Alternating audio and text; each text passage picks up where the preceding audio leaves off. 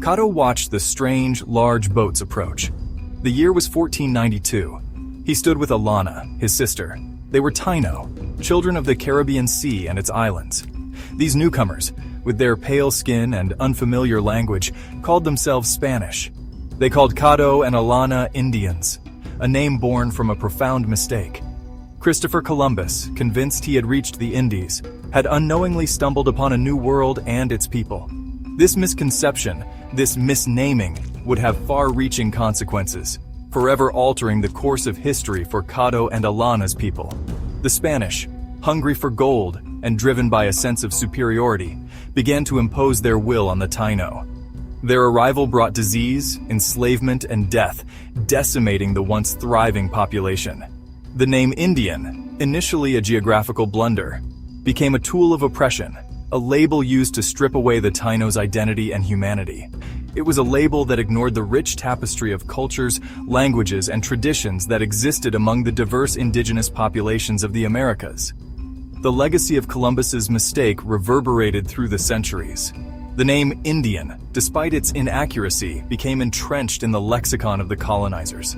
It spread like wildfire, carried on the tongues of explorers, missionaries, and settlers, further solidifying the misconception that all indigenous peoples were one and the same. The unique identities of countless tribes, each with their own distinct languages, customs, and beliefs, were subsumed under this single inaccurate label.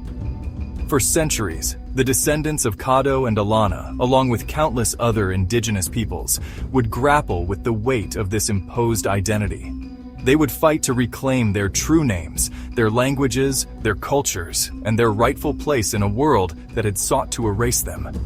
Their story is one of resilience, resistance, and the enduring power of identity. The year 1620 marked another pivotal moment in the story of indigenous peoples and the enduring legacy of Columbus's misnomer. On the shores of what is now known as Massachusetts, a group of English settlers seeking religious freedom arrived in a land they believed to be empty. They encountered the Wampanoag people, led by the Sachem Massasoit. Despite their assistance in helping the newcomers survive in this new land, the Wampanoag, too, found themselves labeled as Indians. The term, deeply ingrained in the European psyche, persisted, shaping the relationship between the newcomers and the original inhabitants of the land. Treaties were signed, often under duress, and land was exchanged, with the term Indian used to define and often diminish the sovereignty of indigenous nations. The label, born of a mistake, continued to cast a long shadow, obscuring the unique identities and rights of the people it purported to describe. In 1763, in the aftermath of the French and Indian War, the British Crown issued the Royal Proclamation. This document, intended to quell unrest between colonists and Native Americans, recognized indigenous lands west of the Appalachian Mountains as Indian territory. The proclamation, while acknowledging indigenous land rights to some extent, further solidified the use of the term Indian in official policy. One Cherokee leader, Atakulakula, known to the British as Little Carpenter, navigated these treacherous waters with diplomacy and foresight. He understood the power of language and the importance of preserving his people's identity in the face of colonial pressure. He advocated for his people's rights while grappling with the reality that the term Indian, however inaccurate, had become a defining factor in their interactions with the colonial powers.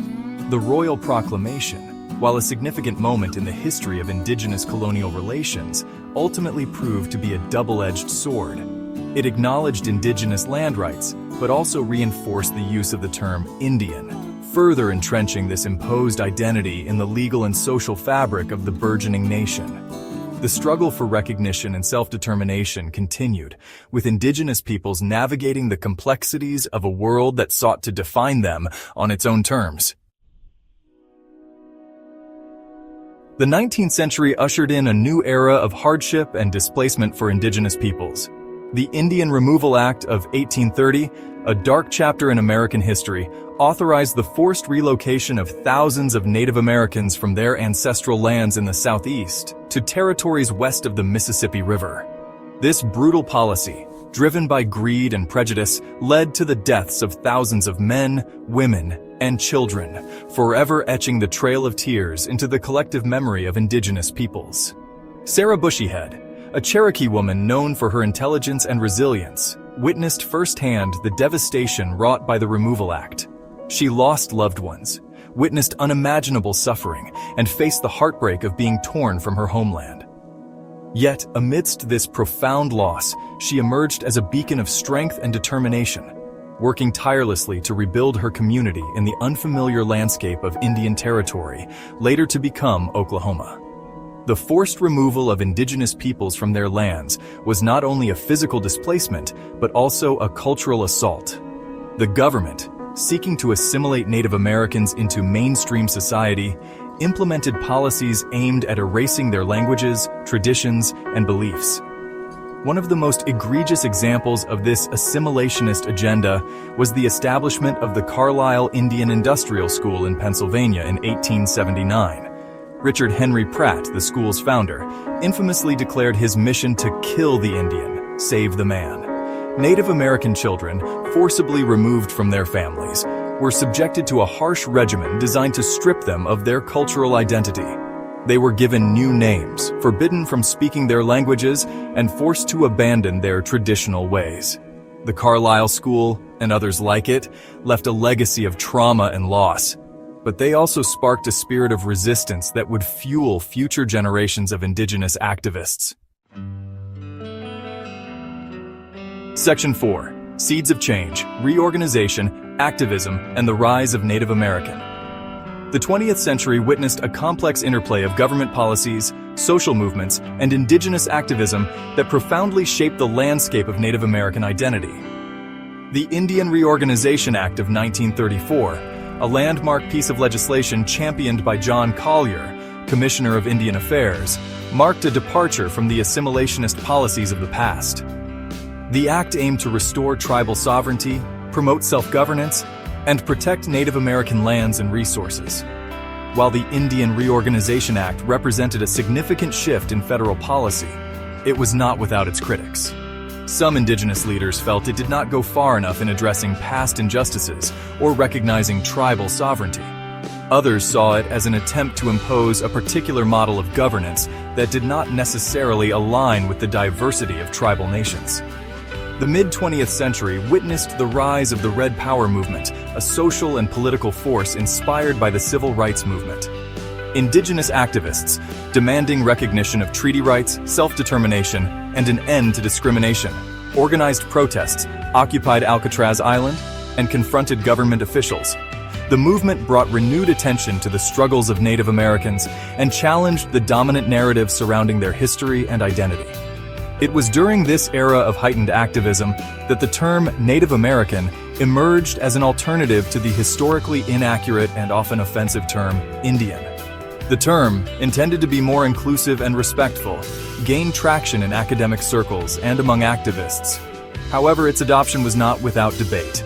Some indigenous people preferred to identify by their specific tribal affiliations, while others embraced the term Native American as a way to foster unity and solidarity among diverse tribal nations. Section 5. Reclaiming Identity. Navigating the complexities of the late 20th century.